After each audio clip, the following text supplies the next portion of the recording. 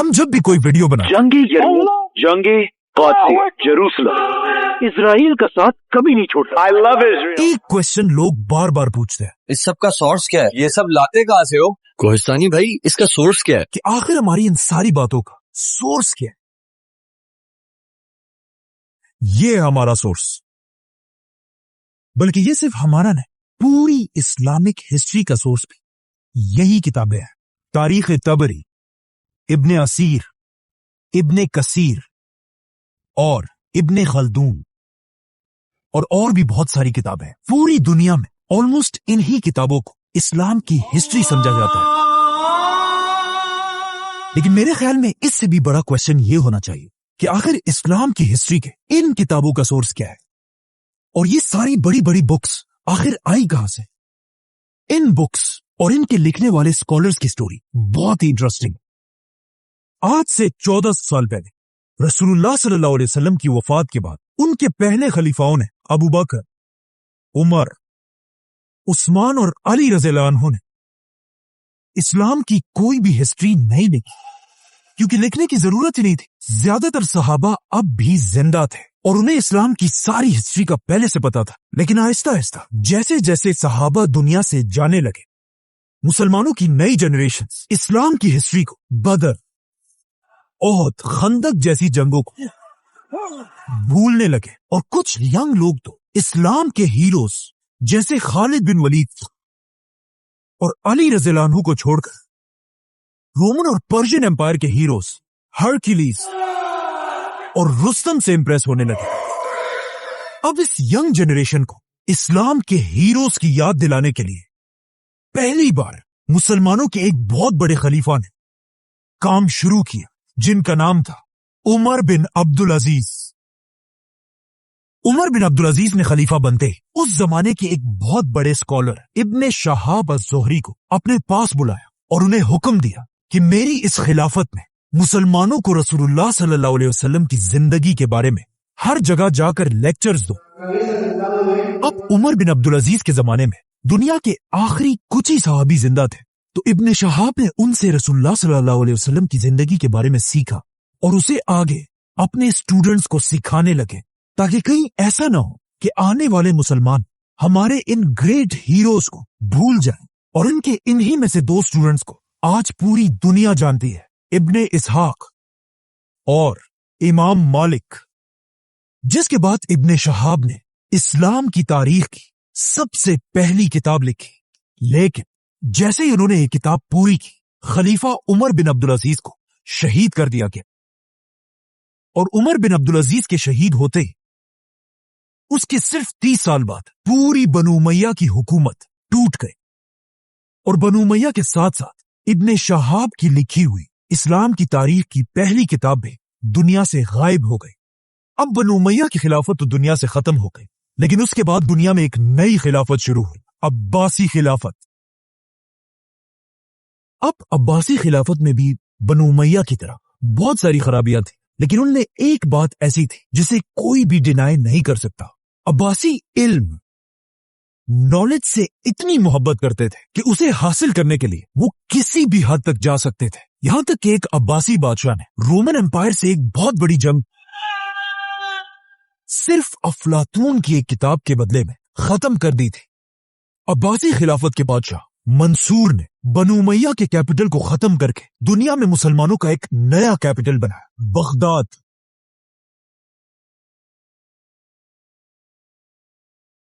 और उसके अंदर उसने दुनिया की सबसे बड़ी लाइब्रेरी बनाई, जिसे आगे जाकर बैतुल हिकमा, हाउस ऑफ विजडम का नाम मिला। ये लाइब्रेरी बनाते अब्बासी बादशाह मंसूर ने उसी इब्ने शहाब अज़-ज़ुहरी के स्टूडेंट इब्ने इसहाक को अपने पास बुलाया और उसे हुक्म दिया कि जाओ और इस्लाम की हिस्ट्री पर दोबारा एक किताब लिखो, लेकिन कोई ऐसी वैसी किताब नहीं, आदम अलैहिस्सलाम से लेकर मुझ तक उसमें पूरी दुनिया की हिस्ट्री होनी चाहिए। इब्ने इसहाक ने बिल्कुल ऐसा ही किया और मंसूर के ऑर्डर्स पर मुसलमानों की पहली कंप्लीट तारीख लिखी। ये हदीस की किताब नहीं बल्कि एक हिस्ट्री की किताब थी। लेकिन आज इब्ने इसहाक की ये इंपॉर्टेंट बुक भी दुनिया से गायब हो चुकी है। लेकिन अब क्वेश्चन ये है कि आखिर क्यों ये सारी किताबें दुनिया से गायब हो रही थी? क्योंकि अब तक मुसलमानों को पेपर की टेक्नोलॉजी का पता नहीं था।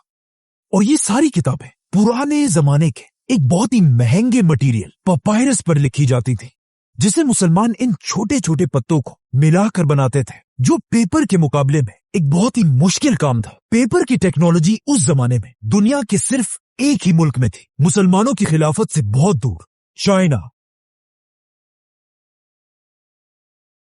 और पेपर की इस टेक्नोलॉजी को चाइना के बादशाहों ने पूरी दुनिया से छुपा कर रखा था, लेकिन बहुत जल्द ये सब बदलने वाला था, क्योंकि अब्बासी खिलाफत के आते ही कुछ ही अरसे बाद मुसलमानों और चाइनीज एम्पायर की सबसे बड़ी जंग,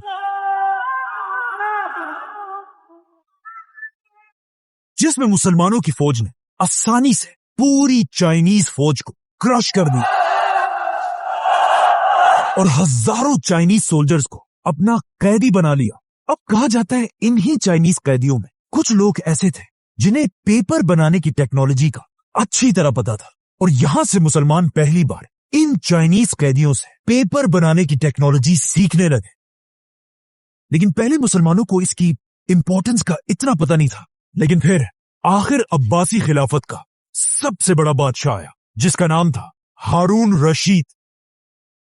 और हारून रशीद को पेपर की टेक्नोलॉजी की ताकत का अच्छी तरह पता था, इसीलिए उसने बगदाद में दुनिया की सबसे बड़ी पेपर बनाने की फैक्ट्री बनाई, जिसके साथ ही दुनिया में एक नया दौर शुरू हुआ, जिसे आज तक लोग याद करते हैं, इस्लामिक गोल्डन एज। हारून रशीद ने हाउस ऑफ विजडम के बिल्कुल पास दुनिया की सबसे बड़ी पेपर की फैक्ट्री बनाई, जहां पानी की मशीन से डेली हजारों पेपर्स बनाए जाते थे। ये दुनिया की सबसे बड़ी पेपर फैक्ट्री थी, और ये इतनी बड़ी बात थी कि यूरोप में पहली पेपर की फैक्ट्री मुसलमानों से 300 साल बाद बनाई गई थी। अब इसी पेपर की टेक्नोलॉजी की वजह से किताबें गायब होने की टेंशन खत्म हो चुकी थी, क्योंकि जो भी किताब हाउस ऑफ विजडम में लिखी जाती थी उसे इसी पेपर मार्केट में कॉपी कर करके पूरी दुनिया में फैलाया जाता था। इसीलिए इस्लामिक गोल्डन एज में हर तरफ स्कॉलर्स हजारों किताबें लिखने लगे, जिनमें से बहुत सारे आज तक दुनिया में मौजूद हैं। और कहा जाता है उस जमाने में स्कॉलर्स की इतनी इज्जत होती थी जितनी आज रोनाल्डो या मेसी की होती। Cristiano Ronaldo breaks his Lionel Messi does it again. He's superhuman. इसी गोल्डन एज में सही बुखारी और सही मुस्लिम जैसी अहादीस की 6 बड़ी किताबें लिखी गई। लेकिन अब भी एक बहुत बड़ा मसला यह था कि इब्ने इसहाक की किताब गायब होने की वजह से इस्लाम की हिस्ट्री पर कंप्लीट कोई भी किताब नहीं थी। तो अब ये देखकर उसी इब्ने इसहाक के स्टूडेंट इब्ने हिशाम ने दोबारा एक बार फिर इस्लाम की हिस्ट्री पर किताब लिखी, और पेपर की टेक्नोलॉजी की वजह से इब्ने हिशाम की ये किताब आज तक हमारे पास पड़ी हुई है। बल्कि इस किताब का नया वर्जन आपको आसानी से कहीं से भी मिल जाएगा। ये इस्लाम की हिस्ट्री की सबसे पुरानी किताब है। अब इब्ने हिशाम के बाद हर तरफ इस्लाम की हिस्ट्री पर किताबें लिखी जाने लगी, जिसमें इस्लाम की नेक्स्ट हिस्ट्री की किताब अल वाकिदी ने लिखी। ये है वाकदी की किताब, लेकिन आज बहुत सारे स्कॉलर्स वाकदी की कुछ बातों को सही नहीं समझते, जिसके बाद वाकदी के स्टूडेंट ने भी एक किताब लिखी, तबकात इब्ने साद, जिसमें उसने सारे सहाबा की स्टोरीज लिखी। और आखिर इसी दौर में एक ऐसी किताब लिखी गई कि अगर आपको इस्लामिक हिस्ट्री का थोड़ा भी पता है तो इस किताब का नाम आपने जरूर सुना होगा, और इस किताब का नाम है तारीख अत-तबरी। ये है तारीख अत-तबरी, जो इस्लामिक गोल्डन एज के एक बहुत बड़े स्कॉलर थे, और बगदाद के एक स्कूल में 10 दीनार की सैलरी पर स्टूडेंट्स को पढ़ाया करते थे। लेकिन ऐसा ऐसा जब लोगों को इमाम तबरी की इंटेलिजेंस का पता चला, कहा जाता है एक बार उनके स्कूल ने खुश होकर उनके सामने गोल्ड दीनार्स का एक खजाना रखा। लेकिन इमाम तबरी ने उससे सिर्फ अपने 10 दीनार उठाए और कहा यही मेरी तनख्वाह है, इससे ज्यादा मैं एक पैसा भी नहीं लूंगा। तबरी ने अपनी इस किताब में आदम अलैहिस्सलाम से लेकर अब्बासी खिलाफत के सारे हालात लिखे हैं। इनके अलावा और भी बहुत सारे स्कॉलर्स थे, लेकिन यहां हम सिर्फ उन्हें डिस्कस कर रहे हैं जिन्होंने इस्लाम की हिस्ट्री पर बड़ी बड़ी किताबें लिखी हैं। तारीख अत-तबरी अब्बासी खिलाफत की आखिरी बड़ी किताब थी, क्योंकि इसके बाद अब्बासी खिलाफत आहिस्ता आहिस्ता कमजोर होने लगी। आखिर आहिस्ता आहिस्ता मुसलमान इतने कमजोर हो गए कि इसका सबसे बड़ा फायदा यूरोप के पोप ने उठाया, और यूरोप के क्रिश्चियंस को जमा करके मुसलमानों के फलस्तीन पर हमला कर दी और जेरूसलम पर कब्जा कर लिया। लेकिन फलस्तीन खो देने के बाद भी बिल्कुल आज की तरह मुसलमान लीडर्स को कोई परवाह नहीं थी। फलस्तीन दोबारा फतह करने का ख्वाब मुसलमान बादशाहों से ज्यादा उस जमाने के स्कॉलर्स के दिलों में था, जिसमें सबसे बड़े स्कॉलर का नाम था इमाम इब्ने असाकिर, जो इतने बड़े स्कॉलर थे कि उनकी सिर्फ एक किताब के 70 वॉल्यूम्स हैं। इमाम इब्ने असाकिर दमिश्क के स्टूडेंट्स को इस्लाम की हिस्ट्री सिखाया करते थे और उन्हें बताते रहते थे कि एक दिन मुसलमान फलस्तीन दोबारा जरूर फतह करेंगे। इमाम इब्ने असाकिर के इन्हीं स्टूडेंट्स में से एक ने आगे जाकर फलस्तीन फतह भी किया, जिसका नाम था सलाहुद्दीन अयूबी, जो 2 लाख की फौज लेकर फलस्तीन को दोबारा फतह करने के लिए रवाना हुआ। बाय द वे, जब सलाहुद्दीन फलस्तीन की तरफ जा रहे थे, उसी दौर के बगदाद में एक बहुत ही अजीब किताब लिखी गई जिसका नाम था फजाइले यजीद। इस किताब में यजीद को इस्लाम के एक बहुत बड़े हीरो की तरह प्रेजेंट किया गया था और ऐसा दिखाया गया था कि यजीद से ज्यादा नेक इंसान तो कोई है ही नहीं। और ये किताब इतनी फेमस हुई कि कुछ मुसलमान वाकई में यजीद को इस्लाम का हीरो मानने लगे।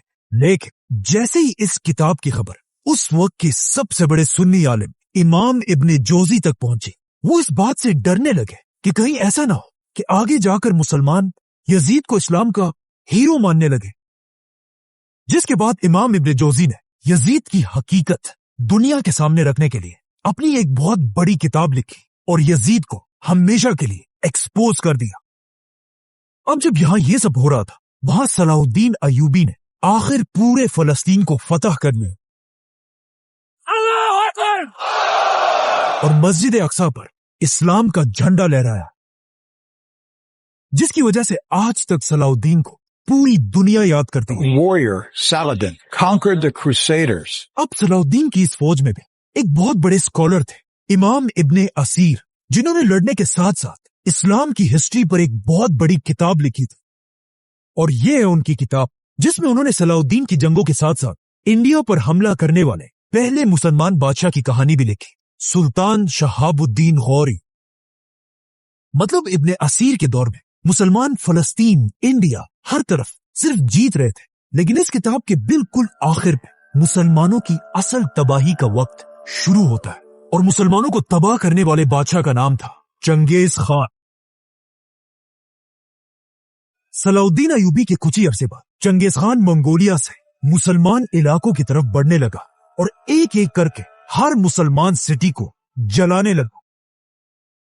और ये इलाके फतह करते करते आखिर चंगेज खान का पोता Hulagu Khan Islamic golden age के सेंटर बगदाद तक पहुंचा। कहा जाता है इस वक्त तक इस्लामिक गोल्डन एज इतनी खराब हो चुकी थी कि लोग साइंस और नॉलेज को छोड़कर एक दूसरे के साथ अजीब अजीब बातों पर बहस करते थे। मतलब जब हलाकू खान तेजी से बगदाद की तरफ बढ़ रहा था, बगदाद के अंदर मुसलमानों की यह बहस चल रही थी कि एक सुई की नोक पर कितने फरिश्ते बैठ सकते हैं, हजरत ईसा अलैहिस्सलाम कैसी रोटी खाया करते थे, और ऑफ कोर्स शिया सुन्नी की आपस की बहस। और जब मुसलमान आपस में इन बहसों में बिजी थे, हलाकू खान की फौज बगदाद में दाखिल और शिया सुन्नी को देखे बगैर सबको मुसलमान समझकर सबकी गर्दनें उड़ा दी। कहा जाता है हलाकू खान ने बगदाद में इतने मुसलमान मारे थे कि बगदाद के दरिया का कलर मुसलमानों के खून की वजह से कई दिनों तक बिल्कुल रेड था। और आखिर सबको मारने के बाद हलाकू खान की फौज दुनिया की सबसे बड़ी लाइब्रेरी हाउस ऑफ विजडम के दरवाजे तक पहुंची और उसे आग लगाकर उसकी सारी किताबों को दरिया में फेंक दी। और ये इतनी ज्यादा किताबें थी कि इन किताबों की इंक की वजह से अब बगदाद का दरिया रेड के बजाय कई दिनों तक ब्लैक कलर का हो गया। और फिर हलाकू खान ने बगदाद की सारी पेपर बनाने की फैक्ट्रियों को आग लगा दी और इस तरह इस्लामिक गोल्डन एज खत्म हो गया और मुसलमानों की 400 साल की मेहनत बगदाद के दरिया में बह गई। और मुसलमान इतने कमजोर हुए कि मुसलमान स्कॉलर्स के पास भी लिखने के लिए पेपर भी नहीं था, जिसकी वजह से मुसलमान पहली बार यूरोप से पेपर मंगवाने लगे, जिससे यूरोप ने पेपर की प्रोडक्शन आसमान तक चली गई और पहली बार यूरोप के क्रिश्चियंस मुसलमानों से ज्यादा पेपर बनाने लगे। लगे। अब जब मंगोलों की तबाही के बाद पूरी मुसलमान दुनिया में एक मायूसी छाई हुई थी और साइंस और हिस्ट्री की बहुत सारी किताबें बर्बाद हो चुकी थी, इसी दौर में कुरान की तफसीर और इस्लाम की हिस्ट्री के बारे में सबसे बड़ी किताब लिखी गई, जिसका ऑलमोस्ट हर मुसलमान ने नाम जरूर सुना होगा, और इस किताब का नाम है तारीख इब्ने कसीर। इस किताब का असली नाम अल-बिदाया व निहाया है, which means शुरू से लेकर आखिर तक, जिसमें उन्होंने आदम अलैहिस्सलाम से लेकर कयामत हर डिटेल लिखी है। इब्ने कसीर के बाद एक और भी बहुत बड़े मुसलमान साइंटिस्ट ने इस्लाम की हिस्ट्री पर किताब लिखी, जिन्हें कुछ लोग मुसलमानों का आखिरी बड़ा साइंटिस्ट मानते हैं, जिनका नाम था अल्लामा इब्ने खल्दून, और ये है उनकी किताब। इस किताब की पहली जिल्द को आज तक हार्वर्ड और ऑक्सफोर्ड जैसी यूनिवर्सिटीज में पढ़ाया जाता है, बल्कि इब्ने खल्दून के नाम पर आज भी तुर्की में एक बहुत बड़ी यूनिवर्सिटी बनी है। आज कुछ स्कॉलर्स इब्ने खल्दून को मुसलमानों का आखिरी बड़ा स्कॉलर मानते हैं, क्योंकि मंगोलों की तबाही के बाद अब दुनिया में सबसे ज्यादा पेपर मुसलमान ने बल्कि एक यूरोप के क्रिश्चियंस बना रहे थे। और जिस साल इब्ने खल्दून फौत हुए, उसी साल यूरोप में एक आदमी पैदा हुआ, गुटेनबर्ग, जिसने एक ऐसी मशीन इजाद की कि दुनिया को हिला कर रख दिया, प्रिंटिंग प्रेस, जिससे यूरोप में आहिस्ता आहिस्ता मिलियंस ऑफ किताबें लिखे जाने लगी। और ये प्रिंटिंग प्रेस इतना जबरदस्त मशीन था कि पहले जो आदमी दिन में 40 पेजेस लिखा करता था, अब इस प्रिंटिंग प्रेस की मशीन की वजह से वो हर दिन 4000 पेजेस प्रिंट करने लगा, जिससे of course Europe Aahista Aahista मुसलमानों से आगे निकलने लगा। और अब इस प्रिंटिंग प्रेस के दौर में मुसलमानों की दुनिया में एक नई सुपर पावर बन चुकी थी, उस्मानिया सल्तनत। और उस्मानिया सल्तनत ने एक ऐसा फैसला किया जिसे आज तक उनका सबसे बड़ा ब्लंडर माना जाता है। उस्मानिया सल्तनत के बादशाह और स्कॉलर्स ने मिलकर एक बहुत ही अजीब ऐलान किया कि ये मशीन प्रिंटिंग प्रेस मुसलमानों के लिए हराम है। और वो इसलिए क्योंकि कुछ स्कॉलर्स ने कहा कि इल्म सिर्फ कलम से लिया जा सकता है, मशीनों से नहीं। कुछ ने कहा कि ये तो एक क्रिश्चियन इन्वेंशन है, इसे तो हराम होना चाहिए। और कुछ स्कॉलर्स इस बात से डर रहे थे कि अगर हर मुसलमान के हाथ में किताब आ गई तो फिर हमारा क्या होगा। जो भी हो, अब एक तरफ यूरोप के पास 1000 प्रिंटिंग प्रेस थे और दूसरी तरफ मुसलमान दुनिया में 0, मतलब एक मुसलमान अब भी दिन में सिर्फ 40 पेजेस लिख सकता था, और इसके मुकाबले में यूरोप का एक क्रिश्चियन दिन में 4000 पेजेस प्रिंट कर सकता था। तो ऑफ कोर्स यहां से मुसलमानों का डिक्लाइन शुरू हुआ और यूरोप ऊपर जाने लगा, और मुसलमान इल्म और नॉलेज को छोड़कर ताजमहल जैसी बड़ी बड़ी बिल्डिंग्स बनाने लगे, और यूरोप में यूनिवर्सिटीज और लाइब्रेरीज बनने लगी, जिसकी वजह से इब्ने खल्दून और अल-बेरूनी की बजाय अब दुनिया के बड़े बड़े साइंटिस्ट यूरोप में पैदा होने लगे। Leonardo da Vinci, Galileo, Newton. आखिर यूरोप के इस प्रिंटिंग प्रेस के 300 साल बाद उस्मानिया सल्तनत को रियलाइज हुआ कि उन्होंने कितनी बड़ी गलती की है, और 300 साल बाद मुसलमानों ने अपना पहला प्रिंटिंग प्रेस बना। लेकिन अब बहुत देर हो चुकी थी, और आज तक मुसलमान दोबारा यूरोप के सामने अपना सर नहीं उठा सके। सब्सक्राइब।